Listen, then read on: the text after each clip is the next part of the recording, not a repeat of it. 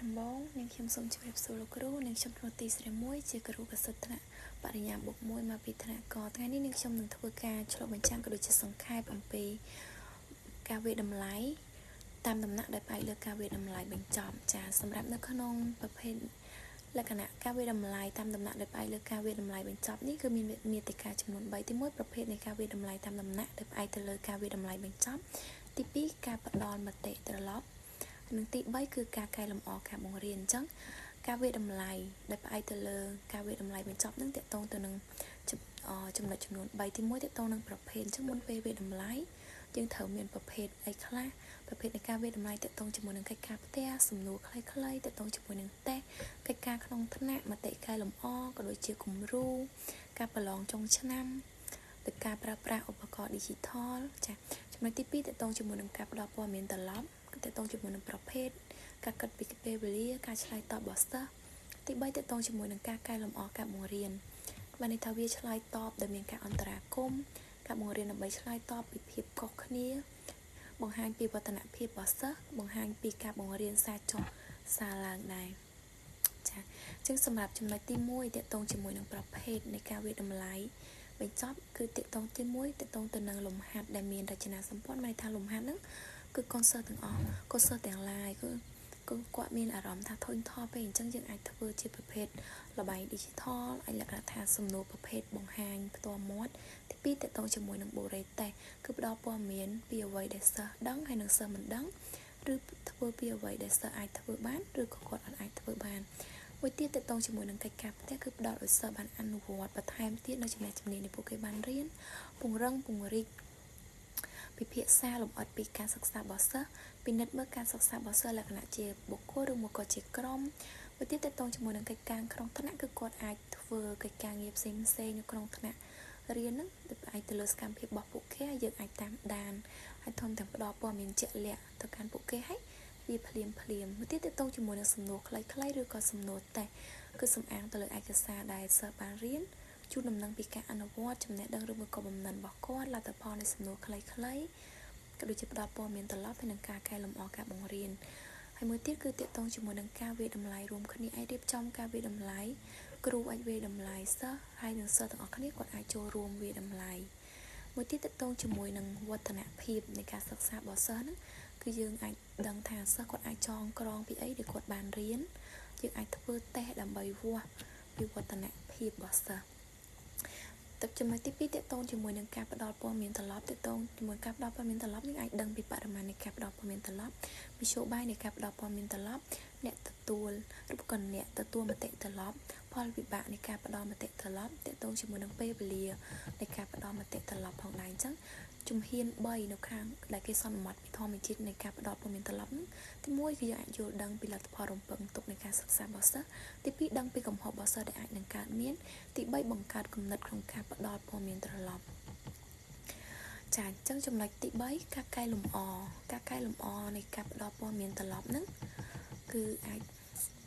ទី1អាចការសិក្សាប្រកបដោយប្រសិទ្ធភាពការអាចឆ្លើយតបដោយការអន្តរាគមន៍ការបង្ហាញពីភាពខុសគ្នារបស់សិស្សទៅតងជាមួយនឹងការបង្រៀនបង្ហាញពីវឌ្ឍនភាពសិក្សារបស់សិស្សកែលម្អការបង្រៀនសារចុះសារឡើងអញ្ចឹងការសិក្សាប្រកបដោយសិទ្ធិភាពនឹងគេបង្ហាញពីគោលដៅសំខាន់ក្នុងការផ្លាស់ប្ដូរគំនិតនៃការអប់រំបច្ចុប្បន្នការបង្រៀនសិស្សតាមវិធីដូចគ្នាជំនួសមកវិញជាមួយនឹងការបង្រៀនហើយនឹងអាចឆ្លើយតបដើម្បីឲ្យសិស្សទទួលបានភាពជោគជ័យក្នុងការសិក្សាការឆ្លើយតបទៅនឹងការអន្តរាគមន៍មានន័យថាយើងអាចតាមដានសិស្សដិតដល់ជាប្រចាំហើយផ្ដល់ការអន្តរាគមន៍សម្រាប់ការបង្រៀននិងការរៀនលក្ខណៈជាប្រព័ន្ធឲ្យបានសមស្របហើយយើងអាចមើលថាវាមានការផ្លាស់ប្ដូរឬការកែលម្អឬអត់ជាការបង្រៀនដើម្បីឆ្លើយតបនឹងភាពខុសគ្នារបស់សិស្សចានៅក្នុងចំណុចនេះដែរគឺយើងអាចឆ្លើយតបដោយមានធាតុ5ដើម្បីឆ្លើយតបទៅនឹងសិស្សដែលខុសគ្នាទី1គឺតកតងជាមួយនឹងបរិស្ថានថ្នាក់រៀនទី2កម្មវិធីសិក្សាទី3ការវិតម្លៃទី4ការបង្រៀននិងរៀនហើយនិងទី5ការគ្រប់គ្រងសិស្សនៅក្នុងថ្នាក់ចាហើយនឹងវឌ្ឍនភាពសិក្សារបស់សិស្សនឹងតកតងទៅនឹងផែនទីក្នុងពេលវេលាណាមួយដើម្បីដឹងពីព័ត៌មានខ្លះដែលត្រូវបានប្រមូលពីការយល់ដឹងរបស់សិស្សហើយនឹងឆ្លើយតបទៅនឹងការកែលម្អរបស់សិស្សផងដែរចាអ ចឹងការកែលម្អរបស់សិស្សឬមួយក៏ការកែលម្អការបង្រៀនសារចោះសារឡើងហ្នឹងតកតងគេមានប្រភេទរបស់គេទីមួយតកតងនឹងការអានបន្ថែមទៀតគឺយើងអាចឲ្យសិស្សអានពីអ្វីដែលពួកគេបានរៀនឬមួយក៏មុខវិជ្ជាដែលគេមានបញ្ហាការបង្រៀនជាបុគ្គលបានន័យថាឲ្យកូនសិស្សហ្នឹងពួកគេអាចសិស្សម្នាក់ហ្នឹងគឺអាចរកឧទាហរណ៍ឬមួយក៏តកតងជាមួយនឹងខ្លឹមសារដែលគាត់បានរៀនរួចហើយធ្វើការងារជាក្រុមតូចហើយពួកគាត់មានសកម្មភាពធ្វើការងារជាក្រុមនៅក្រុមហ្នឹង3ទៅ4នាក់ដើម្បីសហការគ្នាដោះស្រាយបញ្ហាដែលកើតមានពិសេសនៅក្នុងមុខវិជ្ជាណាមួយដែលពួកគេអត់ទាន់សូវយល់ការងារជាគំរូអាចបង្ហាញពី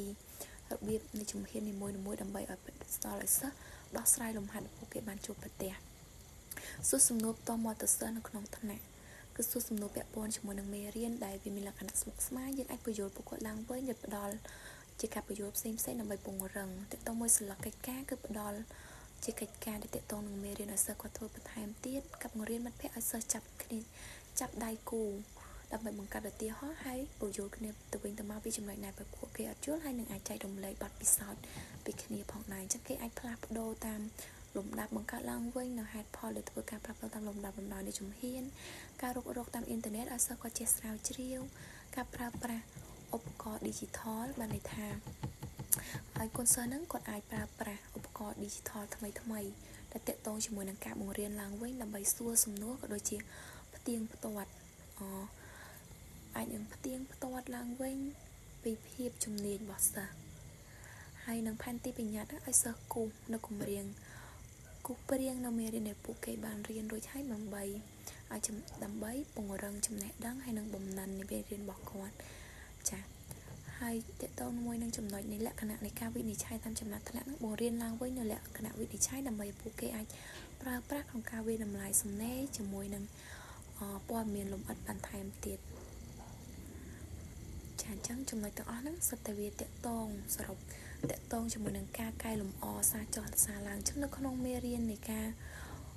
វាតម្លៃតាមដំណាក់ដោយផ្អែកទៅលើការវាតម្លៃបញ្ចប់ហ្នឹងគឺគេត្រូវមានគោលចំណុចសំខាន់ចំនួន3ទី1គឺគេតាក់ទងជាមួយនឹងប្រភេទ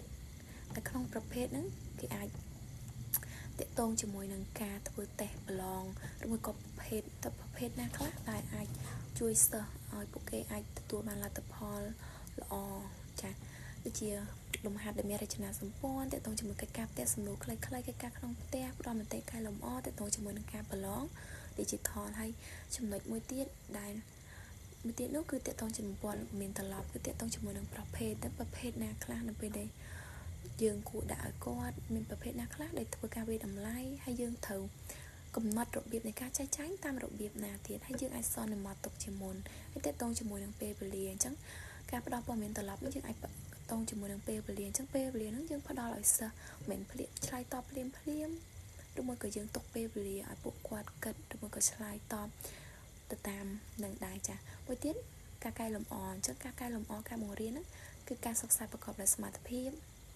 ការឆ្លើយតបដោយអន្តរាគមន៍ការបង្រៀនដោយបង្ហាញពីភាពខុសគ្នារបស់សិស្សវឌ្ឍនភាពរបស់សិស្សគំរូនៃការបង្រៀនសារចុះសារឡើងជើងទាំងអស់ហ្នឹងសុទ្ធតែជាចំណុចដែលសំខាន់នៅក្នុងការវាយតម្លៃការសិក្សាដោយការវាយតម្លៃតាមដំណាក់ដោយផ្អែកទៅលើការវាយតម្លៃបញ្ចប់របស់សិស្សចា៎អញ្ចឹងនេះគឺជាវីដេអូដែលនាងខ្ញុំបានសង្ខេបសម្រាប់ចំណុចការវាយតម្លៃតាមដំណាក់ដោយផ្អែកទៅលើការវាយតម្លៃបញ្ចប់នេះជាអ្វីដែលនាងខ្ញុំបានសង្ខេបសូមអរគុណលោកគ្រូ